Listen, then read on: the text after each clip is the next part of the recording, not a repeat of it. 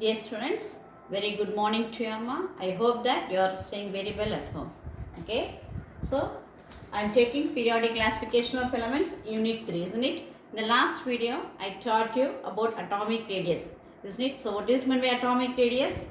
It is defined as the distance between the center of nucleus and the electrons present in the outermost shell, isn't it? Which we call that as valence shell. We consider this as a nucleus means. So the distance between the nucleus and the electrons in the outermost shell of an atom is called as atomic radius. Generally, atomic radius is considered as either covalent radius or metallic radius. Okay.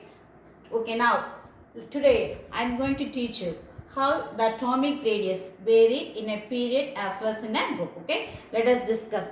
And dear students, if you understand the concept well, means it will be easy for you to learn this periodicity properties easily for you all. Okay, for that you should know the concept. Okay, if the concept is known, means you can that means you can answer yourselves. Okay, now let us see about periodicity in properties means repetition of properties and then you know that the long form of periodic table, the elements are arranged in an increasing order of atomic number. Okay, now already I told you the chemical properties depends upon the number of electrons present in the valence shell. So how now today let us see how atomic radii vary in a period as well as in a group. So in the long form of periodic table, you know that the elements which are arranged as like this means vertical columns are known as groups and the horizontal rows are known as periods, isn't it? Can you remind that? So how many groups are there in a periodic table? Totally there are 18 groups. And how many periods are there? There are 7 periods. Okay. Now let us see the periodic trends in atomic radius. So in the periodic trends in atomic radius, first let us see the variation in groups. Okay, first let us see about periods. Variation in periods. How the atomic radius varies in a period. Either the atomic radius decreases or increases, and why? So what's the reason for that? Okay, now let us consider the second period elements. Okay, so what are the elements present in the second period? Lithium, beryllium, boron, carbon, nitrogen, oxygen, fluorine, neon. Actually, in a period wise, the atomic radius decreases. First, clearly understand, it is very, very important. The atomic radius decreases in a period. Atomic radius decreases in a period. Very important. Atomic radius decreases in a period. So, why? For that, let us take an example of the second period elements. So, what are the elements present in the second period? Lithium, beryllium, so this belongs to S block elements, and boron, carbon, nitrogen, oxygen, fluorine, neon. Okay, so what are the second period elements? Lithium, beryllium, boron, carbon, nitrogen, oxygen, fluorine and neon. So the atomic number for lithium 3, beryllium 4, boron 5, carbon 6, nitrogen 7, oxygen 8, fluorine 9 and neon 10. Now let us split the electrons in its various orbit. Okay. So for atomic number 3, how can you split 2, 1? For beryllium 2, 2, isn't it? That means it belongs to second period. So what do you know about that? Second period means the principal quantum number n equal to 2. Therefore, the electron starts to fill in the second period. That means for all these elements belongs to the second period, the first shell is being completed and the electron starts to fill from lithium, and when it passes on to neon, the second shell is being completed. Okay, keep it in mind. For this, the principal quantum number n equal to 2. Therefore, the electron starts to fill in the second shell. Okay, ma'am. For atomic number 3, 2, 1. For beryllium, atomic number 4, 2, 2.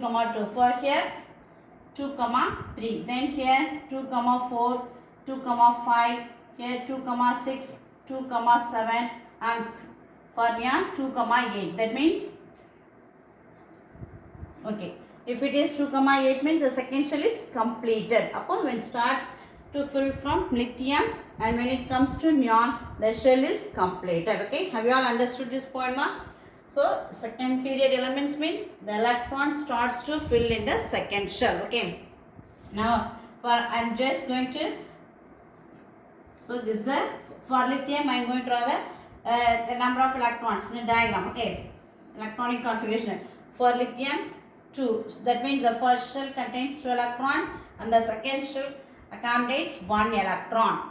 Okay, now let us pass on to beryllium 2,2. Appo first shell contains 2 electrons, the second shell contains already 1, then here 2. What happens actually now, when we starts from lithium, here the atomic number is 3, here it contains 3 protons, isn't it, ma? Which is the nuclear charge. That means then when we pass on to beryllium, here the atomic number is 4, so the first shell contains 2 electrons, the second shell also contains 2 electrons, and one more proton is also added inside the nucleus. That means here it contains 3 protons. When it passes on to beryllium, one more proton is added inside the nucleus. Just keep it in mind. Okay, then we are passing to boron 2,3. Already 2 here, 3 means 1, 2. Let us add one more electron in the second shell. So what happens now? Already beryllium பார்க்கும்போது 4 electrons, here 4 protons. So here atomic number is 5. We know that the atomic number is considered to be the number of protons. Is considered to be the number of protons as well as the number. That means atomic number equals, that means contains same number of protons as well as same number of electrons. Number of protons also equal to number of electrons. For an atom, it contains same number of protons as well as same number of electrons. That's why we are calling an atom is considered to be a neutral. Number of positive charge is equal to the number of negative charge. Okay, that means electrons. Up here, one more proton is added inside the nucleus. Can you understand? When we pass on from left to right, one electron is added in the second shell. That means the same shell. The electrons are added in the same shell. At the same time, whenever the electrons are added in the same shell, one of the positive charge, that means one of the proton also gets increased in the nucleus. That means the positive charge also gets increased in the nucleus. So when we pass on to carbon, here atomic number 6 about 2,4 already contains 2 electrons in the first shell. Up in the second shell 1, 2, 3. So one more electron is added in the second shell. Appo as like that, one more proton is also added inside the nucleus. Okay, the nuclear charge gets increased. The nuclear charge gets increased. The nuclear charge is considered to be the charge of protons only, therefore which we call that as positive charge only. Now nitrogen 2,5. Upper 2 in the first shell, 2 electrons the first shell, and the outermost shell contains 5 electrons. Up 1, 2, 3, 4, 5. Up here one of the positive charge also gets increased inside the nucleus. And oxygen atomic number 8, 2,6. Up 2, 1, 2, 3, 4, 5, 6. One more electron is added in the second shell. So when we pass on to fluorine 2,7, here also one of the positive charge gets increased. Up already 6 electrons. Therefore one more electron is added in the second shell. Okay. Then yarn 2,8, one of the positive charge also is added inside the nucleus, and already it contains 1, 2, 3, 4, 5, 6, 7. Therefore one more electron is added in the second shell. Now the second shell is completed, contains 8 electrons, isn't it? 1, 2, 3, 4, 5, 6, 7, 8. Upon what I understand from this now, as we move from left to right in a periodic table, or as we move from left in a periodic table, the electrons are added in the same shell. Whenever the number of electrons gets increased, one of the positive charge also gets increased inside the nucleus. It means one of the positive charge also gets increased in the nucleus by moving from left to right. Okay, now have you all understood now clearly, ma? Okay, now what happens now? Why the atomic radius decreases in a period? So the positive charge also gets increased. Therefore the red here it's a positive charge, here it contains negative. The electrons are negatively charged particles. Therefore what happens now? There exists force of attraction between the center of nucleus as well as electrons in the shells. Upon what happens now? Here whenever the positive charge increases, the force of attraction also gets increased. What I understand from, since the nuclear charge gets increased, there exists greater force of attraction. Since the positive charge is occupies the center of nucleus, the positive charge is occupies at the center of nucleus. Appo center la bulk positive charge irukku. The electrons are revolving around the nucleus definite shell, isn't it? Therefore, there exists force of attraction. There exists force of attraction between the positive charge nucleus as well as the negative charge electron. Therefore, the electrostatic force of attraction increases. The electrostatic force of attraction increases between the positive charge nucleus as well as electrons in the valence shell. Because of that, பேச்சமெட்டிக்கில் என்னவாகும், இதெல்லாமே நம்மளுக்கு nucleus நோக்கி move ஆக மாதிரி இருக்கும். அப்படி பேச்சமெட்டிக்கில் the atomic size gets decreases. Atomic size decreases. Why it decreases? Due to greater force of attraction between the positive charge nucleus, as well as electrons in the valence shell. Because of this greater force of pressure, இப்போ force of pressure அதிகமாகும் போது எல்லாம் உள்ள வர பார்க்குமா வெளியே வரும் பார்க்குமா, they all move as like this only.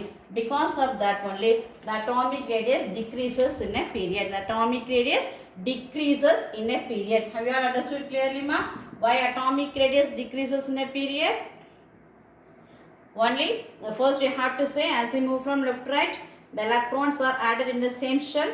So whenever the electrons gets increases by 1 at each unit, one of the proton is also added inside the nucleus. Therefore, the positive charge gets increases as we move from left to right. So due to the increase in positive charge, there occurs greater force of attraction. There occurs greater force of attraction between the nucleus as well as the electrons in the valence shell. Due to greater force of attraction, the atomic size decreases. So that's why the atomic radius decreases in a period. Okay. So for this, I'll give you one tabular column. Okay, ma. Okay, dear students. Here for the second period elements, I have written the covalent radius. Okay. This is second period elements. We just look at this. It is given in picometers. Okay, ma.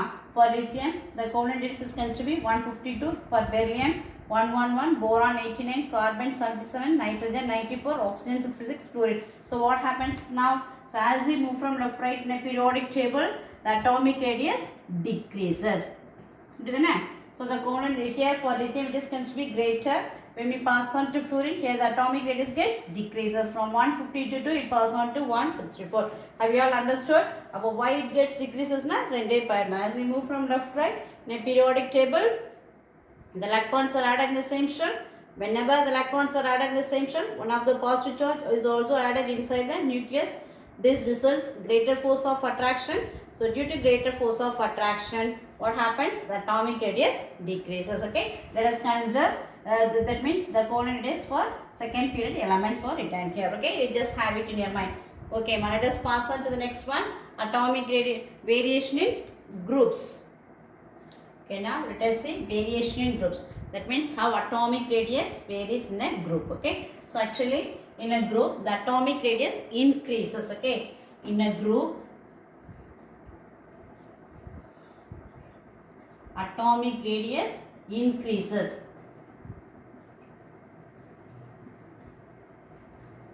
In a group atomic radius increases. Let us see why. So we know that this is the first group elements. This means which belongs to S block, which we call it as group 1 elements or alkali metals. Okay. So what are the elements present in the first group? Hydrogen, lithium, sodium, potassium, rubidium, cesium and francium. Okay, ma. Now let us leave the 7th period element since francium is a radioactive element. Okay. Now let us see. So already you know that as we move from top to bottom in a periodic table, the number of shells gets increases, isn't it? As we move from top to bottom in a periodic table, the number of shells gets increases. But the outermost shell contains the same number of electrons, isn't it, ma?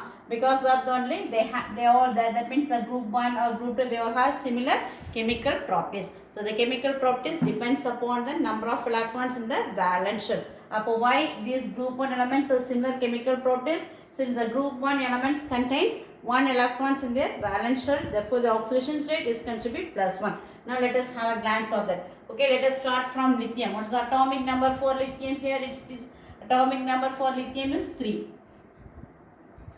Okay, how can we draw the electronic configuration? 2, 1.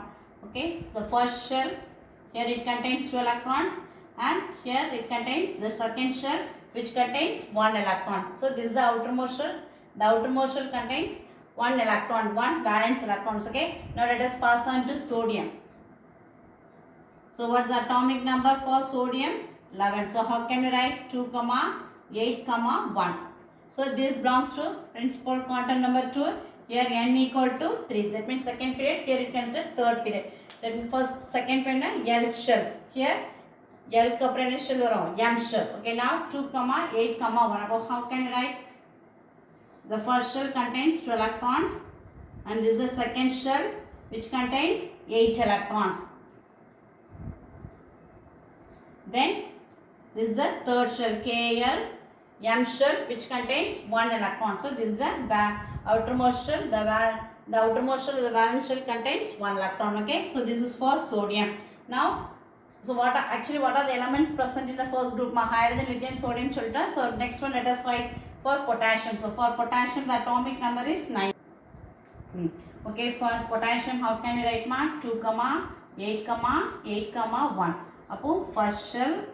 So this is the first shell which contains 2 electrons. Then second shell which contains 8 electrons. Okay. Then third shell. Here also it contains 8 electrons. And the outermost shell which contains 1 electron. Okay. Upon K, L, M, N. So this is the outermost shell is the nth shell. Okay, now from this itself you can understand the concept. If you want we can write one more for rubidium potena which contains the fifth shell. The fifth shell contains 1 electron already you know, isn't it? As you move from top to bottom the number of shells gets increases but the outermost shell contains the same number of electrons. Here for lithium contains 1 electron. Then sodium, here second shell, the third shell contains 1 electron. Then potassium, the fourth shell contains 1 electron. When we pass on the cesium, the fifth shell which contains 1 electron. What do you understand from this now? As we move from top to bottom in a periodic table, the number of shell gets increases.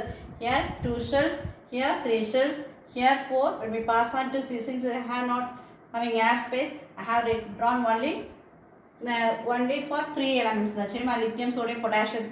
So from this itself you can understand.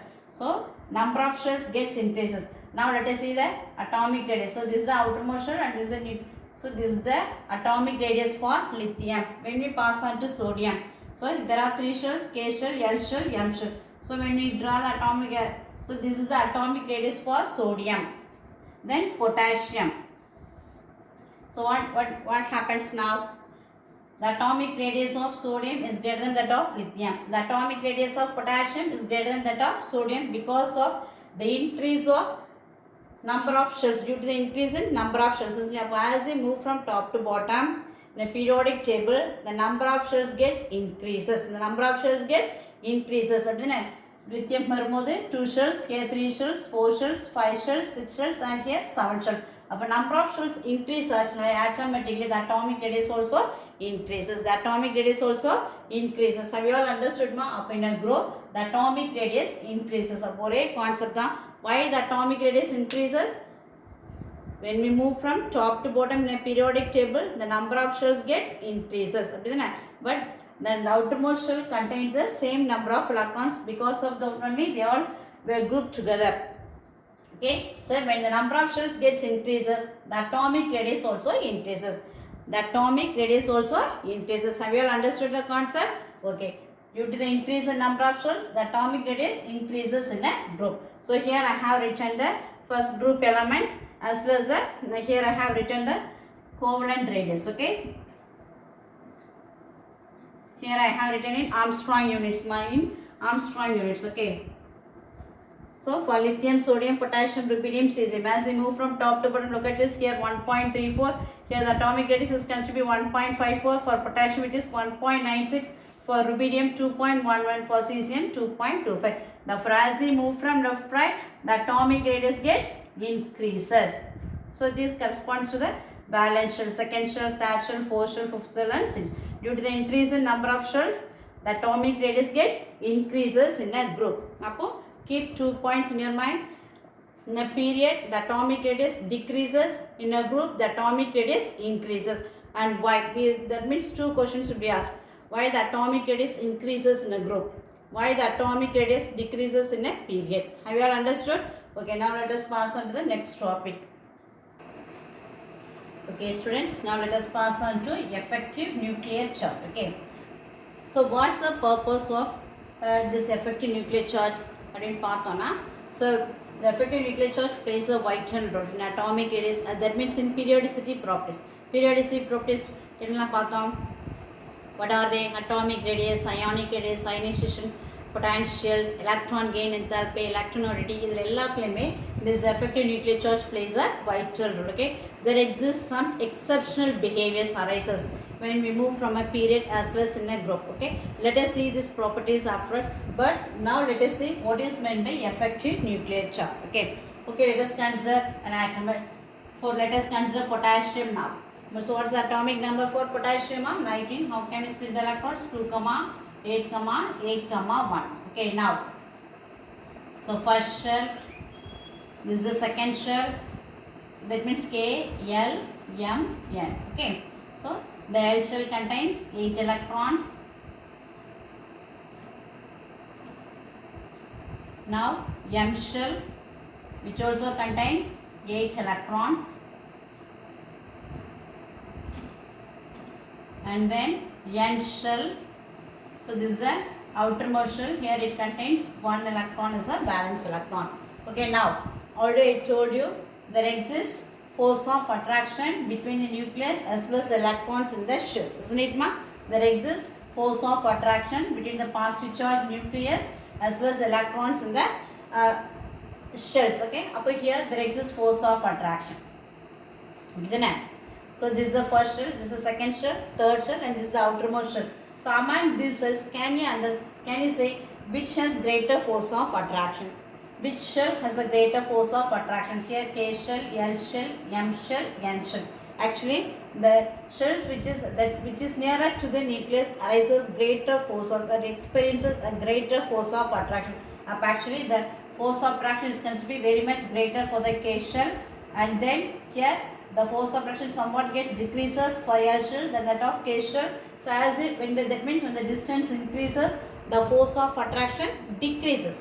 Keep in your mind, when the distance increases from the nucleus as well as electrons, the outermost shell, the force of attraction gets decreases. The force of attraction gets decreases. L shell, when we pass on to M shell, here the L shell experiences greater force of attraction than that of M shell. And when we pass on to N shell, here the force of attraction is considered somewhat greater than that of the electrons present in the nth shell.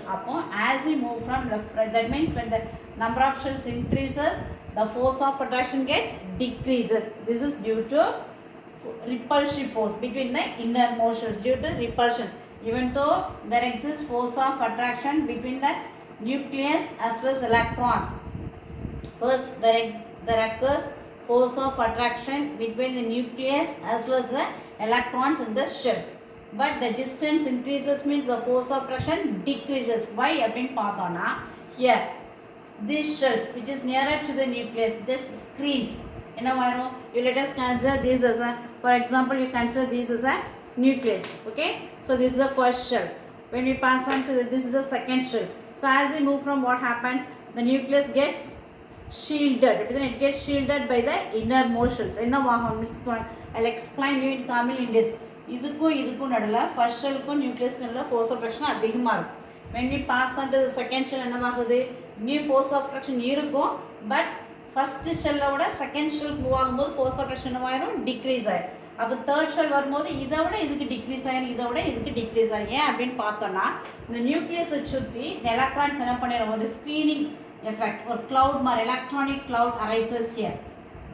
இதுதானே electronic cloud arises. அப்போ இதெல்லாமே என்னவா இருக்கு, electronic கிளவுட்னால which all என்ன charge இந்த மாதிரி இருக்கும், negative charge. இதுதானேம்மா. அப்போ here the innermost electron shields the nucleus. The innermost electrons ஃபுல்லாக என்ன பண்ணிடும், இப்படியே மறைச்சிடும். இந்த நியூக்ளியஸே இதுக்கு மேலே இருக்கக்கூடிய ஷெல்ஸ் வர வர இந்த நியூக்ளியஸை இன்னர்மோஸ்டில் இருக்கக்கூடிய பக்கத்தில் இருக்கக்கூடிய ஷெல்ஸ் எல்லாம் என்ன செஞ்சிடும், அப்படியே ஒரு ஷீல்டிங் எஃபெக்ட், ஜஸ்ட் லைக் ஒரு அம்பர்லா மாதிரி ஞாபகம் வச்சுக்கோங்க. இப்படி நம்மளுக்கு என்னவாகுது, ஸ்க்ரீன் பண்ணிடும். அப்போ இங்கே ஃபுல்லாக என்ன சார்ஜ் இருக்க மாதிரி இருக்கும், here it contains negative charge, here also it contains negative charge. அப்படி தானே, the electrons the outermost shell contains negative charge. அப்போ இதை சுற்றி நம்மளுக்கு இந்த இடத்துல ஒரு ஸ்க்ரீனிங் மாதிரி வருதுன்னா ஃபுல்லாக இதில் என்ன இருந்த வெர்ஷன்ஸ் இட் ஸ்க்ரீன்ஸ் எலக்ட்ரான்ஸ், இங்கே ஃபுல்லாக என்ன இருந்த மாதிரி இருக்கும், நெகட்டிவ் சார்ஜ். அப்போ negative charge there occurs a repulsion. Negative நடுவில் என்னவாகுது, repulsion. About two types of forces arises here when the number of shells gets increases. First one, there exists force of attraction between the nucleus and the innermost shells. Second point, there exists repulsion. There gets repulsion between the electrons in the innermost shells as well as the electrons in the valence shell.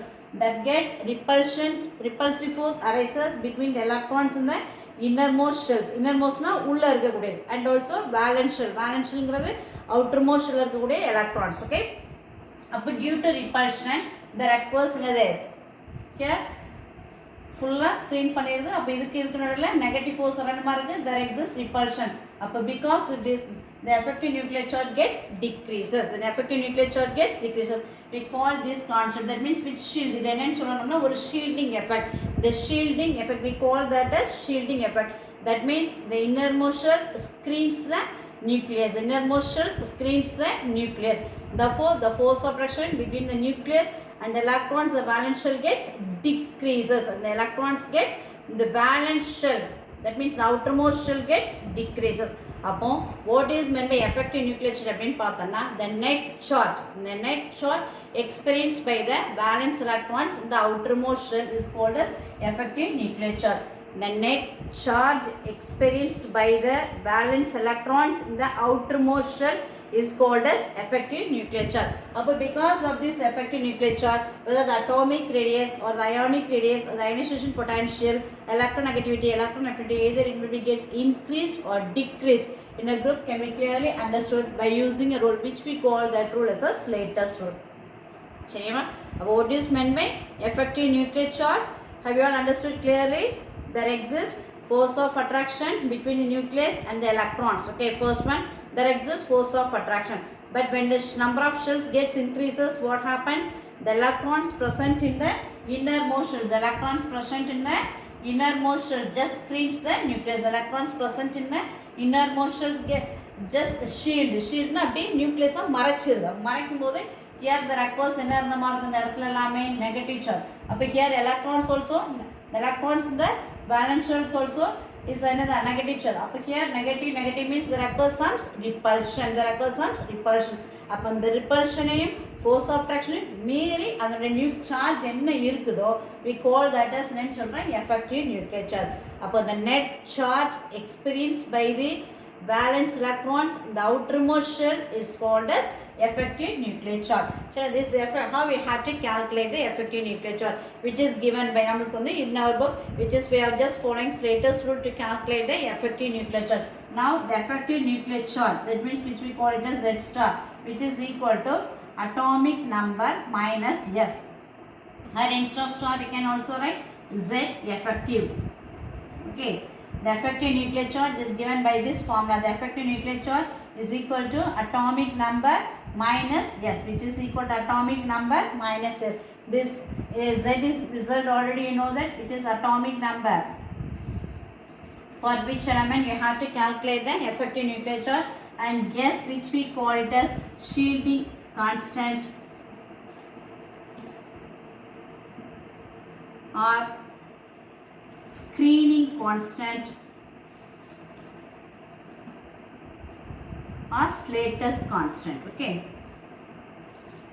or Slater's constant. Upon to calculate, so the effective nuclear charge can be calculated by using this formula Z effective, which is equal to atomic number minus shielding effect. That means yes, which we call that as shielding constant, screening constant, we can call that as Slater's constant. So if you know this shielding constant, if we calculate the value of S means, then we can calculate the effective nuclear charge for an atom. For an atom எவ்வளோ தூரத்துக்கு effective nuclear charge இருக்குது. So by the help of the effective nuclear charge increase ஆச்சுனா, what about the atomic radius? Shall we? Okay, I'll explain it again. For let us consider this.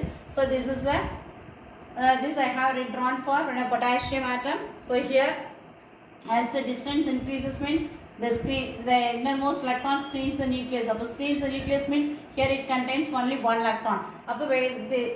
If the effective nuclear charge increases means automatically force of attraction gets decreases for the electrons which is present in the outermost shell. Therefore, we can this electron can be easily lost, or the electrons can be easily gained by some other atoms. Depending upon that only, the chemical properties would deserve for the for the elements which is arranged in groups as well as in periods. So how we have to calculate this effective nuclear charge? Now we have to follow some rules. These rules are given by Slater's in our book. Okay. Now let us see the rules. Slater's rule of determining an effective nuclear charge. Okay.